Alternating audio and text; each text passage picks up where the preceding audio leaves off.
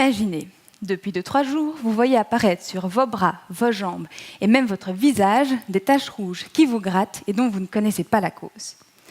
Paniqué, vous demandez conseil à votre grand-mère.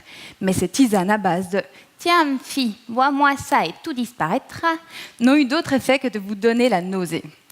Vous êtes alors rendu, avec un peu de honte, sur les forums Doctissimo. Mal vous en a pris, vous êtes maintenant persuadé d'avoir la lèpre.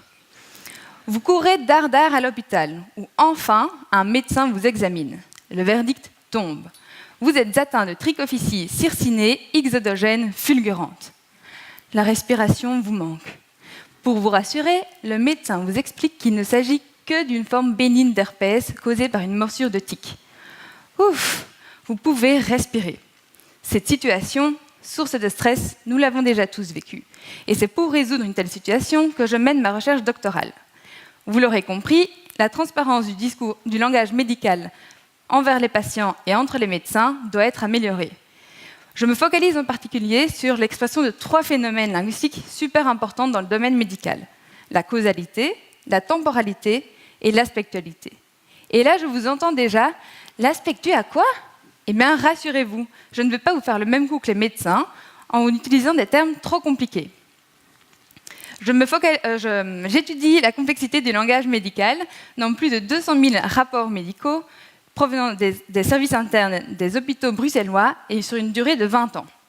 J'utilise pour y arriver différentes approches linguistiques et en particulier les outils du TAL, le traitement automatique des langues. Le TAL est une discipline au croisement de la linguistique, de l'intelligence artificielle et de l'informatique.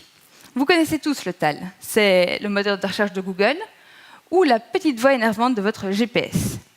J'utilise les outils du TAL pour extraire et désambiguïser la cause, le temps et l'aspect dans les textes médicaux. Lorsque j'ai commencé ma recherche doctorale, il n'existait pas de tels outils pour le langage médical. Je fais donc ma propre petite popote interne de programmation pour que ça réponde à mes objectifs de recherche. Mais à quoi sert une telle étude, me direz-vous? Eh bien, pour la société, l'enjeu est de taille. Pour les hôpitaux, par l'analyse statistique de fichiers patients, je propose de faire ressortir les causes non explicites de maladies.